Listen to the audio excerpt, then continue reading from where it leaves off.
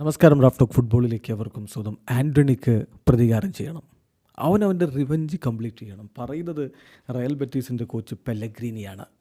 Manchester യുണൈറ്റഡിൽ നിന്ന് summer transfer വിൻഡോയിൽ അദ്ദേഹം റയൽ ബെറ്റീസിലേക്ക് ചേക്കേറിയിട്ട് മികച്ച പ്രകടനമാണ് നടത്തിയത്. ഇനിയുള്ള ചോദ്യം, റയൽ ബെറ്റീസിന് അദ്ദേഹത്തെ കീപ്പ് ചെയ്യാൻ പറ്റുമോ, അതല്ല താരം തിരികെ മാഞ്ചസ്റ്ററിലേക്ക് പോകുമോ എന്നുള്ളതാണ്. മാഞ്ചസ്റ്ററിലായിരുന്നപ്പോൾ ഉള്ള പോലെയല്ല. ബെറ്റീസിൽ താൻ വളരെയധികം ഹാപ്പിയാണ്, ഇവിടെ സന്തോഷമായിട്ടാണ് ജീവിക്കുന്നത്, ഇതാണ് താൻ ആഗ്രഹിക്കുന്നത് എന്നൊക്കെ കൃത്യമായിട്ട് ആൻ്റണി പറഞ്ഞെങ്കിലും നമുക്കറിയാമല്ലോ, വലിയ തുക കൊടുത്തിട്ടാണ് അന്ന് ആൻ്റണിയെ അയാക്സിൽ നിന്ന് മാഞ്ചസ്റ്റർ യുണൈറ്റഡ് സ്വന്തമാക്കിയിരുന്നത്. അപ്പോൾ അത്തരം ഒരു താരത്തെ ഇങ്ങനെ അങ്ങ് വിട്ടുകളയാൻ മാഞ്ചസ്റ്റർ യുണൈറ്റഡും തയ്യാറാവില്ല. എന്ത് സംഭവിക്കും അദ്ദേഹത്തിൻ്റെ ഭാവിയുടെ കാര്യത്തിൽ എന്നുള്ളത് കണ്ടറിയേണ്ടതാണ്. അപ്പോൾ ഈ ഘട്ടത്തിലാണ് പെല്ലഗ്രീനി ചില കാര്യങ്ങൾ പറയുന്നത്. ഫബ്രിസിയോ അടക്കമുള്ളവരത് റിപ്പോർട്ട് ചെയ്യുന്നുണ്ട്. അദ്ദേഹം പറയുന്നു, ആൻ്റണി വാണ്ടഡ് റിവഞ്ച്. ആൻ്റണിക്ക് റിവഞ്ചാണ് വേണ്ടത്. അദ്ദേഹത്തെ ഇവിടെ കീപ്പ് ചെയ്യാനാണ് ഞങ്ങൾ ആഗ്രഹിക്കുന്നത്, പക്ഷേ അത് അത്ര എളുപ്പമല്ല. അദ്ദേഹത്തെ ഒരു 100 മില്യൺ യൂറോക്ക് കൊണ്ടുവരിക എന്നുള്ളത് നമ്മളെ സംബന്ധിച്ചിടത്തോളം അത്ര ഈസിയുള്ള കാര്യമല്ല.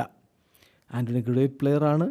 ബെറ്റീസിൽ അദ്ദേഹം മികച്ച രൂപത്തിൽ കാര്യങ്ങൾ കൈകാര്യം ചെയ്തു, അദ്ദേഹത്തിൻ്റെ കരിയറിൽ ഇമ്പ്രൂവ് ചെയ്തുകൊണ്ടിരിക്കുകയാണ് എന്ന് പെല്ലഗ്രീനി പറയുന്നു. ചുരുക്കത്തിൽ റയൽ ബെറ്റീസിന് താരത്തെ അവിടെ നിലനിർത്താൻ താല്പര്യമുണ്ട്, പക്ഷേ സാമ്പത്തികമായിട്ടുള്ള കാരണങ്ങൾ കൊണ്ട് ആൻ്റണി തിരികെ യുണൈറ്റഡിലേക്ക് പോകാനുള്ള സാധ്യതയാണ് കൂടുതൽ.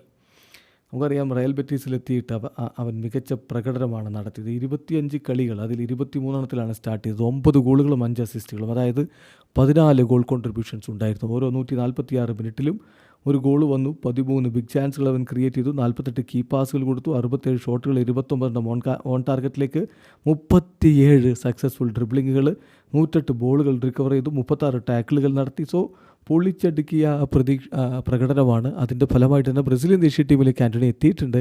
എന്നാൽ ക്ലബ് ഫുട്ബോളിൽ എവിടെ എന്നുള്ളത് അദ്ദേഹത്തിൻ്റെ കാര്യത്തിൽ ഇപ്പോൾ ഒരു തീരുമാനമായിട്ടില്ല. വീഡിയോ അവസാനിക്കുന്നു. ഫുട്ബോൾ ലോകത്തെ കൂടുതൽ വിശേഷങ്ങളുമായി റാഫ് ടോക്സ് എത്താം.